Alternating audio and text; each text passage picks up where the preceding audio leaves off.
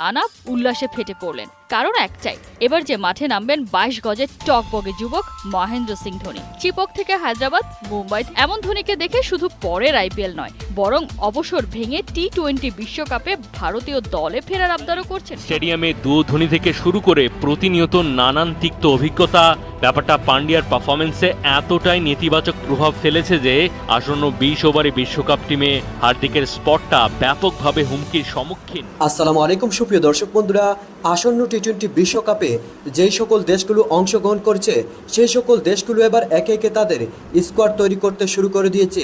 আর সেই ধারাবাহিকতায় এবার ইন্ডিয়াতে দল গুছানো শুরু করে দিয়েছে।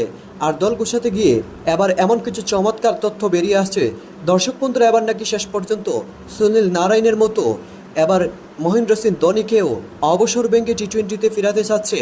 এবং সেই সাথে মহেন্দ্র সিং ধোনির আইপিএল পারফরমেন্সে পুরো বিশ্ববাসী মুগ্ধ হয়েছে। কিন্তু অন্যদিকে এবার হার্দিক পান্ডিয়াকে বিশ্বকাপ থেকে বাদ দেওয়ার জন্য বেশ কিছু আভাস মিলছে। দর্শক বন্ধুরা, আপনার মাঝে যে বেশ কিছু চমৎকার তথ্য তুলে ধরেছি, তবে কি শেষ পর্যন্ত মহেন্দ্র সিং ধোনি বিশ্বকাপে যুক্ত হতে যাচ্ছেন এবং হার্দিক পান্ডিয়া বিশ্বকাপ থেকে বাদ পড়তে যাচ্ছেন? তো দর্শক বন্ধুরা, চলুন আমরা সেই সকল বিষয়গুলো পরিপূর্ণ জাদেজাকে নিয়ে ফাইটিং স্কোরের পথেই ছিলেন মঈন আলী। হ্যাট্রিক ছক্কা মেরেই ধরলেন প্যাভিলিয়নের পথ। কোথায় চেন্নাইয়ের সমর্থকরা আপসেট হবেন তা না উল্লাসে ফেটে পড়লেন। কারণ একটাই, এবার যে মাঠে নামবেন 22 গজের টকবগে যুবক মহেন্দ্র সিং ধোনি। চিপক থেকে হায়দ্রাবাদ, মুম্বাই থেকে এখানে স্টেডিয়াম। ধোনির জন্য অ্যাওয়ে ম্যাচ বলে বোধহয় কিচ্ছু নেই।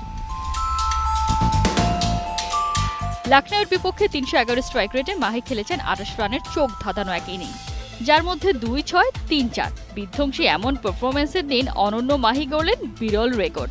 আইপিএল এর ইতিহাসে এমন রেকর্ড যা নেই আর কারো। মাহি প্রথম উইকেট কিপার ব্যাটার যিনি আইপিএলে পূরণ করেছেন 5000 রান। 257 ম্যাচের মধ্যে 250টি ইনিংসে উইকেট কিপিং করে ব্যাট করতে নেমে জার্সি নাম্বার 7 স্পর্শ করেছেন এই মাইলস্টোন।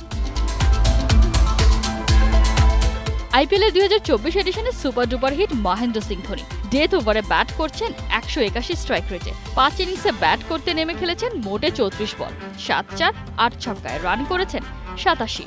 সব মিলিয়ে এবারের আসরে ধোনির স্ট্রাইক রেট 255.88। এই ইনিংসগুলোতে একবারও আউট হননি তিনি। শুধু ক্যামিও ইনিংস খেলেই নয়, কিপিংয়েও সবার উপরে এমএস ধোনি। আইপিএল ইতিহাসে উইকেট কিপার হিসেবে ক্যাচ ধরেছেন 143টি, স্ট্যাম্পিং করেছেন 42টি। উইকেট কিপার হিসেবে সবথেকে বেশি শিকারের পাশেই ধোনির নাম।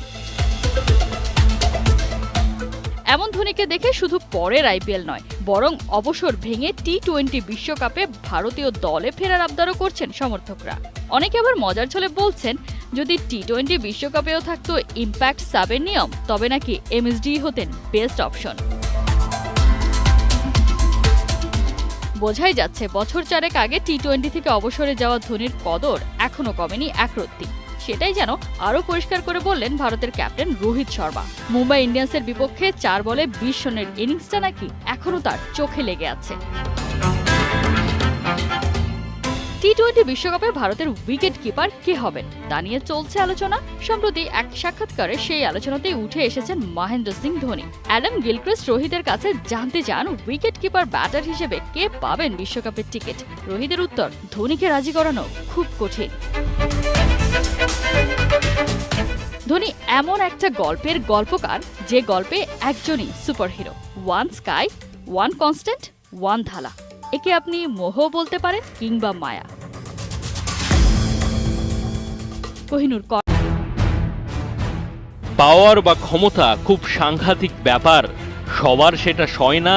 অনেক ক্ষেত্রে কখন ক্ষমতা থেকে দূরে থাকতে হবে আর কখন ধরতে হবে সেই জ্ঞানটা বহু প্রুভেন পারফর্মারেরও থাকে না। হার্দিক পান্ডিয়া যেমন, রোহিত শর্মাকে সরিয়ে তাকে দেওয়া হয়েছিল মুম্বাই ইন্ডিয়ান্সের কাপ্তানি।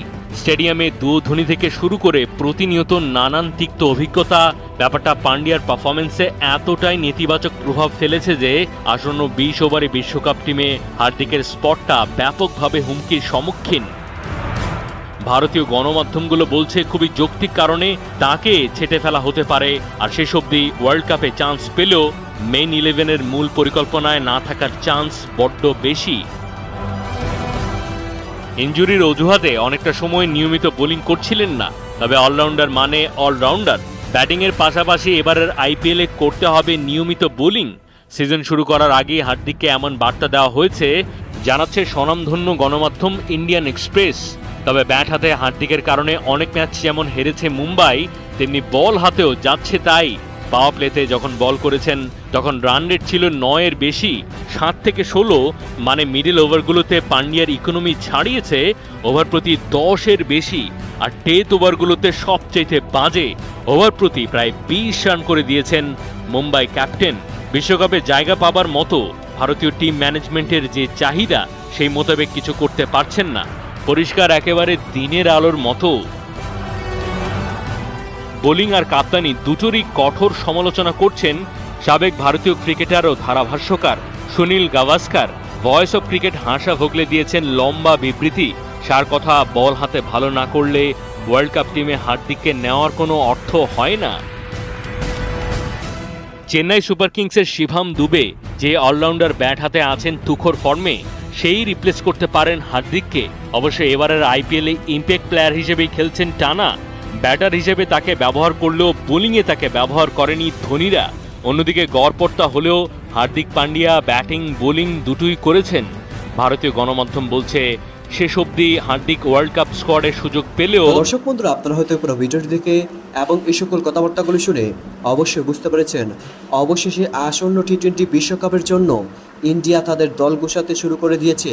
আর সেই দল গোছাতে গিয়ে এবার যে সকল চমৎকার তথ্যগুলো বেরিয়ে আসছে, সেই চমৎকার তথ্যগুলো যদি সঠিকভাবে সত্য হয়ে থাকে, তাহলে হয়তো বিশ্ববাসী আরও একটি চমক দেখতে পারবে এবং মহেন্দ্র সিং ধোনিকে টি-20 বিশ্বকাপে ফিরিয়ে চমৎকার কিছু দেখাতে পারবে ইন্ডিয়া।